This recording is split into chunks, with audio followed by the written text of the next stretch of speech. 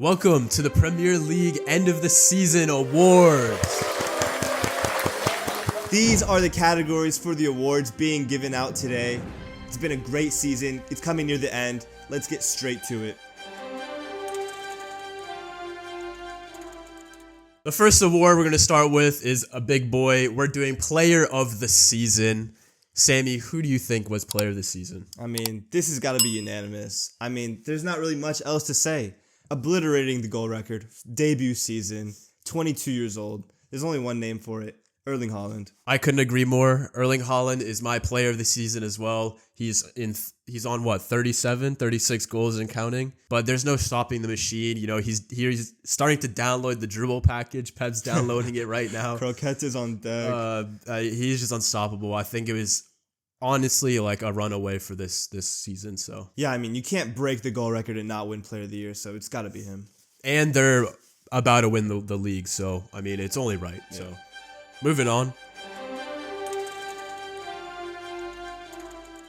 Our next award might be a bit controversial. Young Player of the Season. Mm-hmm. Now, this one is going to be very interesting. Who do you have as your Young Player of the Season? My Young Player of the Season is none only than Erling Haaland. Oh my god! What do you mean? How can the Player of the Year not also win? We can't do that. What do you mean? No way. How? Because he's eligible. How old to is win. he? He's 22. He's eligible to win. That's way too old, bro. What do you mean? Even if he's eligible or not, like 22, like everyone knows that's not a young player anymore. But let's be honest. But we're doing PFA awards here. PFA Young Player of the Year. You have to be 23 or 24 when the season starts. You can't win Young Player of the Year and Player of the Season. Gareth Bale did it back in the day. It's so fugazi though. All right, man. If you're Erling Haaland, okay. Erling Haaland. I mean, if it's logical, Player of the Year can also win Young Player of the Year, so why shouldn't it be him? All right, everyone, thumbs down that option. That is just fugazi. My Young Player of the Season is none other than Gabriel Martinelli,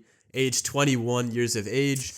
He's on 15, 16 goals for Arsenal. I think that is honestly a very great year. It's a great year. He jumped from last season to this season tenfold, I think, in my opinion. I think that he was single-handedly carrying Arsenal in the big games. We noticed Saka doesn't really turn up in big games. It might be true. Martinelli definitely does. I think that he's every bit of this award, and he deserves it 1,000%. So you're gonna tell me Martinelli has had a better season than Saka?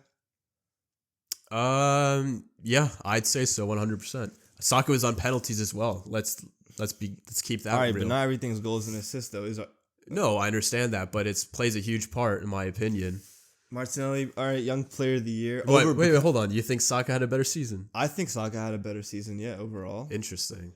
Very interesting. You think Odegaard had a better season than Martinelli? I think Odegaard also had a better season than Martinelli, yeah. See, this is where it's disrespectful. It's becoming a little bit disrespectful. It's not disrespectful. Martinelli definitely chipped in with goals and assists. He's improved a lot since last season, obviously.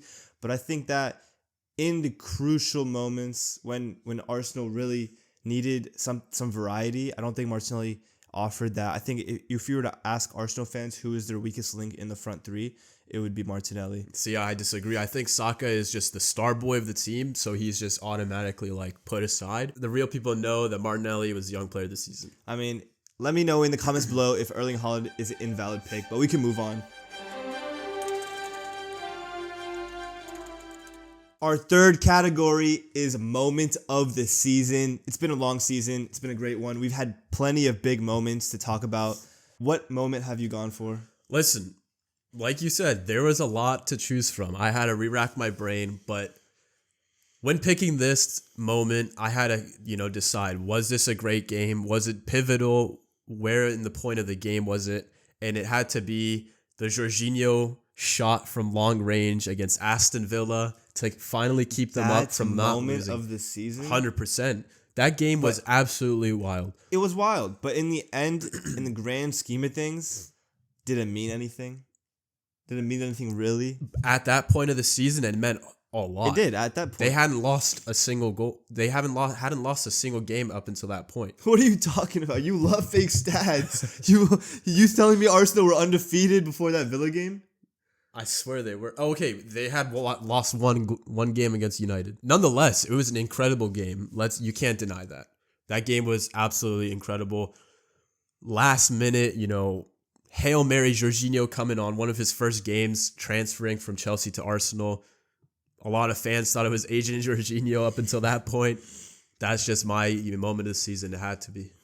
That was a big moment, but in the end of the day, it didn't really mean much for me. My moment of the season, it's got to be this game. I mean, it probably the biggest shock result of the season. I'm going Liverpool versus Manchester United 7-0. I think that was the biggest moment of the season just because Man United was on good form at this time. Liverpool were struggling, and then they pull out a 7-0, Man United's biggest loss in their history on their domes.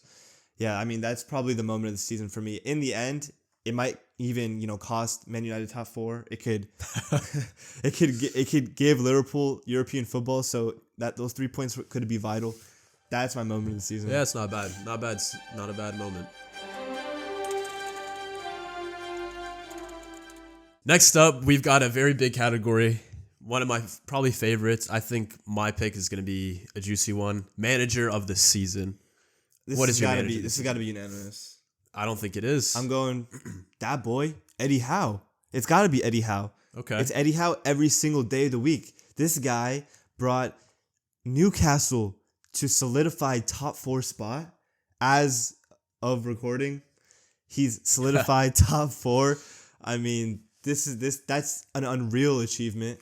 I like the pick. I mean, granted, I thought you were going to go with some bias, Pep Guardiola. Look, I could go Pep because obviously he's the best think manager in the league, and he's won the league. You can easily go Pep with that's a valid pick as well. But I can't ignore what Newcastle have done this season. Yeah, fair play. Eddie Howe, he was definitely on my list of front runners for this season. The only reason I didn't pick him was because he took over Newcastle last season, middle of the way. So he still had some, he kind of had like a year and a half to, figure out Newcastle. So what does that have to do with anything? It means that he learned, the Premier League. He learned Newcastle, the way that they played a little bit more than the person that I'm about to pick right here. And that is De Zerbi. De Zerbi. I think De Zerbi was manager of the season. See, he didn't even cross my mind. Because he comes in, no one really expected anything from him. First season in the Premier League, he goes on and plays better than Graham Potter's Brighton and absolutely destroys teams. And the way that they play is absolutely outstanding. It has to be, for me, manager of the season. To be honest, look, I rate De Zerbi highly, and what he's done with Brighton, super impressive. But don't you think Unai Emery, with the time that he's had in the season, probably done a better job than De Zerbi? He was also my front runner, but the only reason why I didn't pick him again was because he had experience in the Premier League before with Arsenal. And so for De Zerbi to come into arguably the hardest league in the world, first season ever, and put on this type of masterclass, like, you got to give it to him. It has to be him. I mean, fair enough. Look, De Zerbi's had a great season. For me, Eddie Howe is number 1, but we can move on to the next topic. Signing of the season. Again, it's got to be unanimous here. This has got to be a unanimous pick. Listen, my signing of the season, you're probably going to say one player. My best guess is probably Erling Haaland. There you go. But I would argue that Manchester City would still go on to find success without him. So that is why he's not my signing of the season. How does that affect your decision, though? Just because we've won in the past doesn't mean that because I think signing of the season has to be so influential that without them, I don't think that they'll be in that spot. And that's why I went with Sven Botman for Newcastle United. Bro. I think that he revolutionized the back line of that team, and that's why they're playing so well. You can see the way that they play without him is way different than with him. And I think that was a very underrated signing. They signed him for less than maybe 30 million as well. That's not true. I think it was a 40 million price tag on him. Nope. 40 million? Nope. Not at all. 40 million price tag on Sven Botman? Not at all. I mean, we can double check right go now. Ahead. We can go ahead. We can fact check you because you're fake stats. You're fake stat, man. Please fact check this. 37 euros. That's 45? 37 million euros. What is that to pounds? Pounds? I don't know. It's probably less than 30. I'm going to keep it real. I think Sven Botman is my signing this season. Look, Sven Botman, he's been a great signing. He's been a great defender for Newcastle this season. I highly rate him.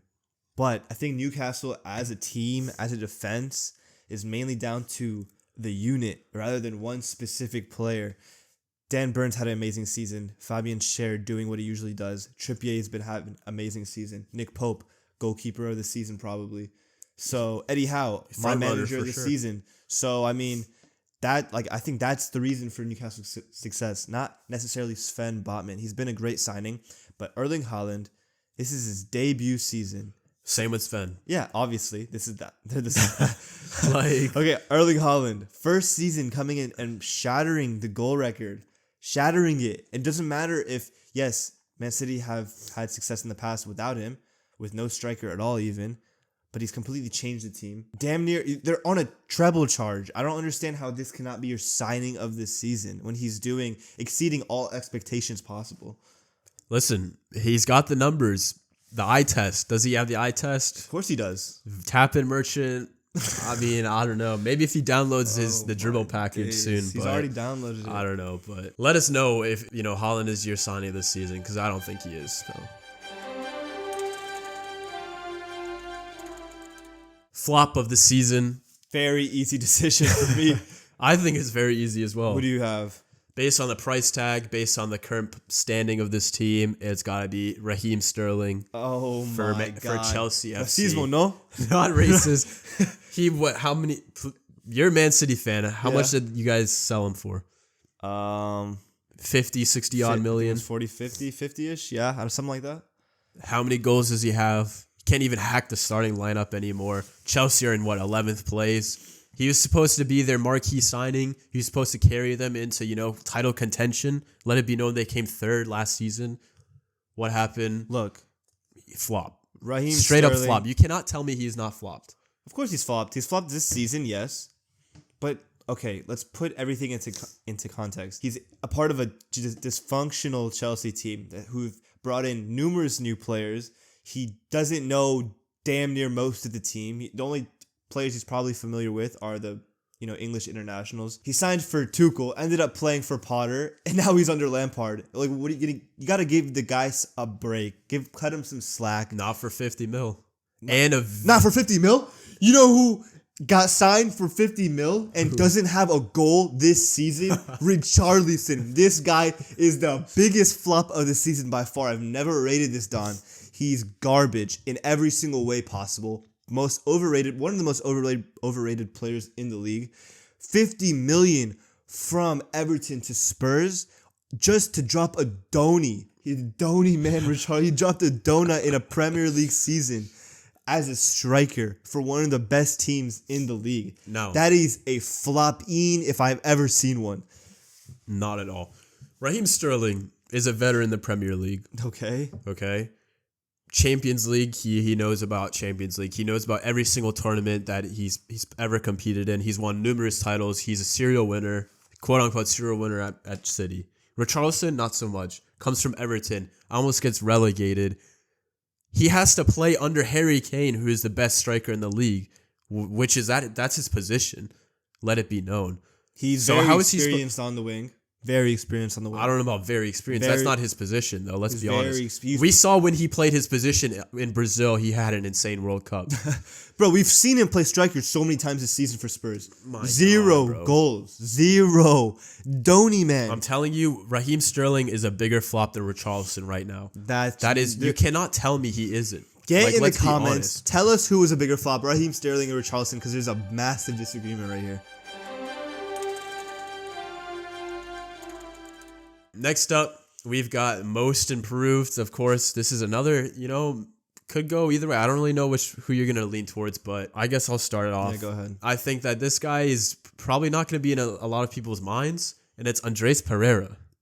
I think that he's got a very good season. Boring pick, that's not a boring pick. That's a boring That's pick. a very underrated pick.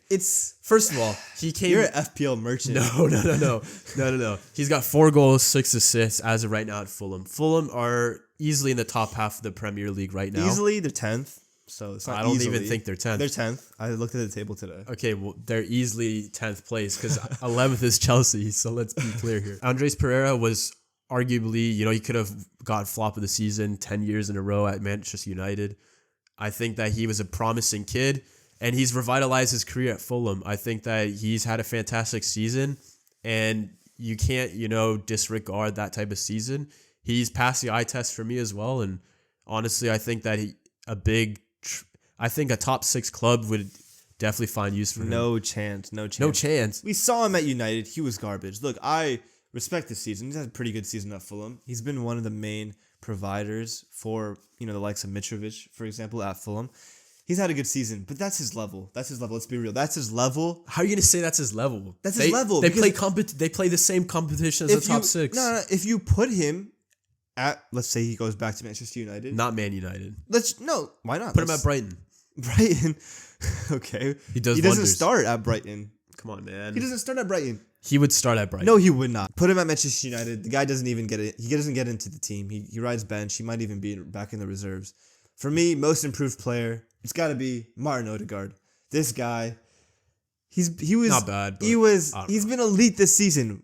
People were obviously slightly overrating him at one point, trying to compare him to KDB, giving him Player of the Year shouts. Bruno, it's a valid comparison. Not at all. They were overrating, Odegaard a little bit, but when you take the biased Arsenal fans' voice out, put it to the side, he's been very good this season. He's chipped into goals and assists, which has been what he was lacking in the past. He's somewhat turned up in the big games. Some games he goes quiet still, but he's still young. And not only that, but he's the captain. He's the captain of a title contender this season. And if you had said, that to someone last year or even 2 years ago, they would have never believed you. So for me, Odegaard, most improved player this year. I'm not mad at that, to be honest. It's a good shout. Who's your overachiever this season? It's got to be Newcastle. I mean, agree. Again, like these guys, no one expected them to be contending for Champions League spots this season. Absolutely no one. Just like how, no one expected Arsenal to be challenging for the title. So you can definitely say they overachieved. But for me, with Newcastle's personnel, Eddie Howe's their coach, no one expected them to be doing as well as they're doing. So it's got to be Newcastle. Yeah, it has to be them. After coming out of last season, Alma was getting relegated. They were in that relegation battle for a while. Of course, like you mentioned, Arsenal was definitely in a front runner for this award. But I mean, just because they were almost relegated last season, similarly to how Leicester was almost relegated and then won the league title the next season, it has to be them. It's a smaller club. They've been dormant. Smaller club in the recent years. Of course, it's a dormant giant. It has to be them. They haven't, they didn't spend like insane marquee signings. They spent very wise. I think that they did spend a lot of money. But it wasn't marquee signings. That's my main point. It wasn't like just a name to, get the t-shirt sales up or anything. So it has to be them. I think that no one can really argue that. I think they 1000% overachieved. Who is your underachiever for the season? Very simple. 600 million spent. Bottom half of the table. It's Chelsea. I mean, they are the biggest underachievers. There's been some other, it was a tough call because you got the likes of Leicester down in the relegation battle. They were very, they almost took the title from me, but I can't ignore Chelsea. They've been abysmal. Everyone knows that. 600 million spent. That's unheard of. And you're still bottom half of the table. Lampard, damn near. He's gonna be Fat Frank gonna be our first managerial 007. He hasn't won a game in like 12 games. So I mean, it's gotta be Chelsea. Let's be real. I would say Chelsea, but I feel like it's been their history, dude. It's been ups and downs for Chelsea all the time. It happens almost every other season that happens, which is why I went for Leicester as my underachiever. They went from Champions League spot contenders to about to be relegated. That's unheard of. That's damn near unheard of, bro. It's sad to see, honestly. It's sad to see because Leicester, people want to see Leicester in the Prem, I feel like. Yeah, it's a staple now. Yeah. They've got history, whether they like it or not, because of that one season. And the fact that they're going to get relegated due to bad managing, Brendan Rodgers finally got the sack, thank God. Came too late. Way too late. The board not really getting them, the backing of the players, signing players when players left. It's an aging squad. Jamie Vardy still hasn't found like a concrete replacement for him. It's sad. James Maddison's trying to do a carry job. players aren't firing, like Harvey Barnes and Dewsbury Hall. You know, I rated them highly. I thought they were going to be they're going to do well, but at the end of the day, they just can't pick it up. Yuri Tillmans as well is about to leave. And it's just looking nasty for them. They're going to get relegated. That's my opinion. So it has to be them for me. Well, there you have it. Those are Premier League awards for the 22-23 season. Get in the comments. Tell us who you picked for each of the categories. Make sure you hit the like button. Sub up ASAP. And we'll catch y'all next time. Peace.